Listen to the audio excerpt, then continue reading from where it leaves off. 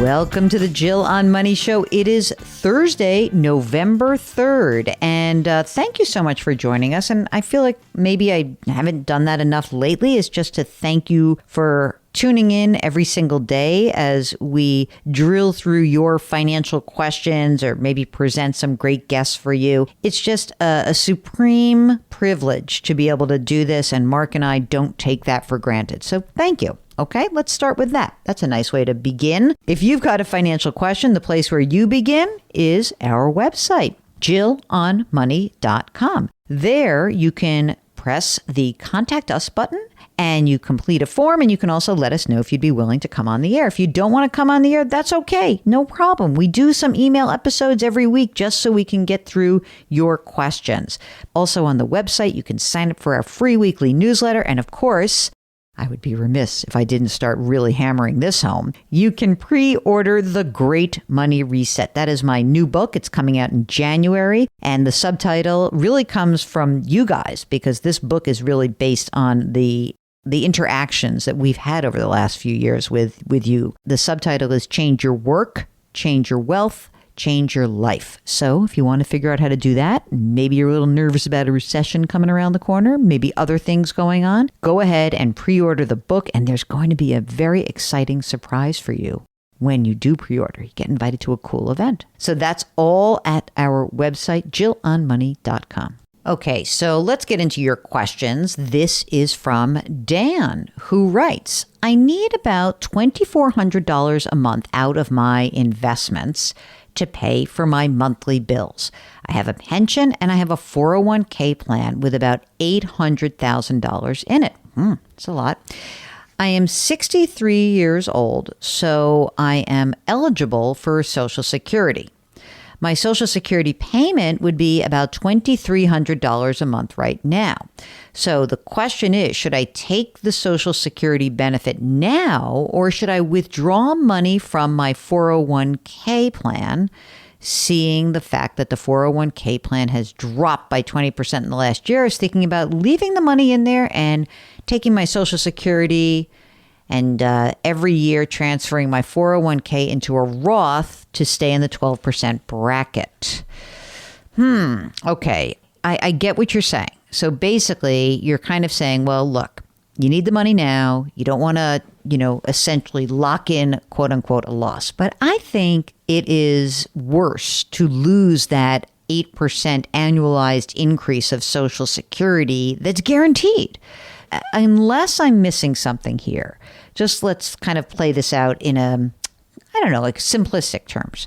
So let's say that you've got this $2,400 a month need, but we have to take more than that out. You have to take more like $3,000 out of your retirement account because you have to pay the tax that's due. So let's presume that you were to do that. And so, let's do $36,000 a year, and you could do that till your full retirement age, which I'm guessing maybe is 66. So you have to do this for 3 or 4 more years. And I think that makes more sense to me than taking Social Security now. I think I get what you're saying about the conversion. I guess I'm wondering, do you have the money to pay the taxes anyway? Because it sounds like you don't really have any other money than what's in the 401k. So I might want you to take out more money from the 401k now, delay taking Social Security at least to your full retirement age. And by the way, maybe we could do it until you were 70. Maybe that amount would be even more. If you want to follow up with us, I think that might be valuable because there seems to be some competing forces here, and I don't want you to work too hard at this. So give us a holler. We'd love to get you on the air with us live, okay? Bridget writes, Hi, Jill and Mark. I listen to your show religiously every day. I'm an addict. What can I say? Listen, there are worse things to be addicted to than the Jill on Money podcast, okay? So here's the question. Can you elaborate on exactly what you mean when you tell listeners to open a brokerage account when they have extra cash? Are you basically recommending putting extra money in an S&P 500 mutual fund within that brokerage account, leaving it in cash? It's a vague directive. Okay, well, let me be more specific. Thank you, Bridget. When we say open up a brokerage account, we are trying to get people to understand that in addition to, say, the retirement account that you might have through your employer or just a plain old savings account, that you can supplement your overall saving and investing by using a brokerage firm to help you accumulate money. So the ones that we always are talking about, we're talking about the big companies that tend to have low cost trading and low cost mutual funds or index funds, as you say. So those companies are the biggies: T. Rowe Price, TD Ameritrade, Vanguard, Schwab, Fidelity, E-Trade. And so inside of those kinds of brokerage accounts, you can put whatever you want. And yes, we do tend to like big index funds that essentially cost zero and don't create a big tax liability because these are taxable accounts. So a brokerage account can hold an S&P 500 fund. It could hold an individual stock. It could even hold a managed mutual fund. But yes, we do like index funds. And some of these big service providers also have the ability to get some financial planning on the side. So you can check those out as well. I hope this is a more detailed explanation. I'm sure if you're asking this question, Bridget, many others are as well. Okay, next up. This is from Emma, who writes, "Hello, Jill and Mark. I appreciate you and what you both are doing for us confused listeners. I've got some questions. One, I have some money under the Vanguard Advisory Service, and I'm paying 0.3%. Is it worth doing this? Should I do it on my own?" Okay, well, let's hear more about what's going on with Emma. "I'm dollar cost averaging. It seems like all they're doing is making sure that I have the right allocation of 75-25 and adding money to the right assets. Now, that seems easy enough. So here's the money. Brokerage account," this is the one she's talking about, $280,000. IRA, $50,000. Roth, $25,000. Spousal IRA, $20,000. I am married in my late 40s. My husband's in his early 50s. Our gross income is $180,000. We've got one 15-year-old child. And here's some more money they've got. They've got 401k assets, $180,000, and HSA assets, $12,000. You know what? If you're willing to do this yourself and you can keep your allocation in check, then just do it yourself. I mean, the reason why people like those advisory services is that they are actually getting financial advice. But if you're not seeking that advice or they're not providing it to you, then get rid of it. And you can save that 30 basis points, that 0.3%, and keep it. So that would seem fine to me. Here's number 2 from Emma. I would want to slow down at age 55, doing some sort of part-time job, and then maybe retire at a normal age. It might be too early to tell, but would that be possible for me to do? Here's what I can't tell from this, Emma, and I don't know how much money you need to spend to live your life. So you make $180,000 a year right now. I have some questions for you. Number 1, how much money do you need to spend? Number 2, would your husband keep working? Number 3, are either of you entitled to pensions? Number 4, is there money that's already set aside for your kids' college? I don't know. Just thinking about this. So that question, that slowdown, that 10-year slowdown from 55 to 65 or so, it really is predicated on how much money you spend more than anything else. Okay. The next question. How much should I keep in an emergency reserve fund?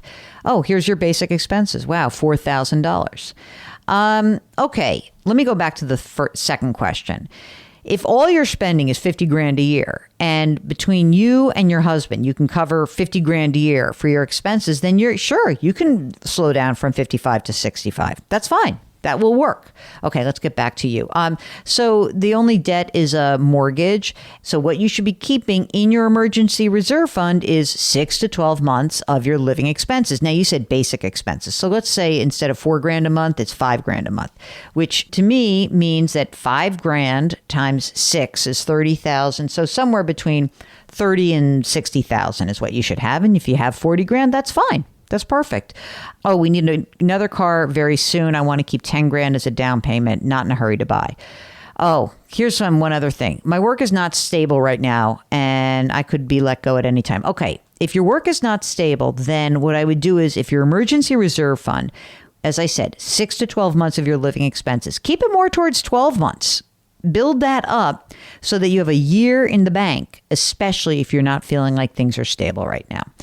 And the question of, she asks, should I find a new job and accept a pay cut? I'm not worried about finding a new job. I'm worried I'll be forced to accept a large pay cut. Accepting a pay cut means I might have to stop saving as I have right now. I wouldn't necessarily do that. What I would do is I would keep working and look for a job where hopefully you don't need to take a pay cut. One of the things she also writes at the end is she's been itching to do Roth conversions. It is a good money move, but not, I don't think right this second it's a good move for you, Emma, because the money that's in your emergency reserve really needs to stay liquid. And I wouldn't necessarily convert a lot of money right now until I knew where your life was going to take you. I mean, if all of a sudden, wow, I have the 12 months in emergency reserve fund and my job seems a little bit more stable or less, but I wouldn't do the conversion. I wouldn't want to soak up my precious liquidity right now. Okay, Alan says, I recently sent you a question about an asset allocation with bonds and bond funds, and my wife and I have another question about CDs. I want to create a CD ladder as part of our emergency fund. I noticed that CD rates from large banks available through Charles Schwab have substantially higher rates than from our smaller local banks. Why?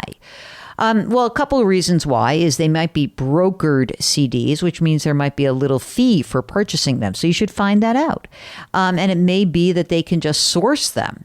What I would first find out is if there's any fee to purchase them. And that's one of the reasons that you can deal with a big, huge company like Schwab and hopefully get access to some higher paying CDs. Okay, so this is from Emil, who writes, I love the new website. Oh, that's so nice. Great work, team, on the new website. I love the pictures. Jill, do you know I first discovered you from the 404 podcast, from that first episode where you were a guest and gave a lot of great financial advice, and I became a regular listener of your podcast since. That's so nice.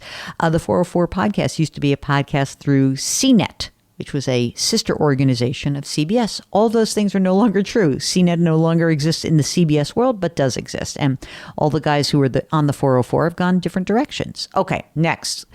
Earlier this year, I took a 3-month sabbatical to take time away from work. I had been struggling professionally for the last few years, and I was stuck in a job that I hated. Through gradual changes, my job had turned into something I really didn't care about, and I spent a lot of time procrastinating. Finally, at the start of the summer, when the kids are off from school, I told my boss, I just can't do this. The sabbatical gave me clarity of mind, and I was able to find my dream job within my own company. That is so awesome. I'm now doing what I love to do, and I also managed to get a taste of retirement with 3 months off. I'm incredibly lucky that I've had great managers and a great company that gave me another job while maintaining my already decent pay. All in all, life is good. Oh, man. Presumably, I've already done the Great Money Reset. Do I still need to read your book? Yes, you do. Or you have to buy a lot of copies for other people and say, if you want to live the Great Money Reset like I did, then read Jill's book, okay? Keep up the great work, Jill and Mark. Regards. Okay, that is such a nice note to end on. Thank you, Mark, for giving me a happy note. It's really great. It means so much to us because Mark and I always say that we feel so grateful that we have the ability to talk to you guys every day. We are very, very clear that this show does not exist without you. So thank you for that. And thank you for that note. And thank you guys for listening all the time. We really do appreciate it. All of our information, including the opportunity to pre-order the Great Money Reset, is on our website, jillonmoney.com. And while you're there, you can also sign up for the free weekly newsletter. If you wouldn't mind, leave us a rating and review on Apple. It really does help us. Put your hands metaphorically on someone's back. Grit, growth, grace. Thanks for listening. We'll talk to you tomorrow.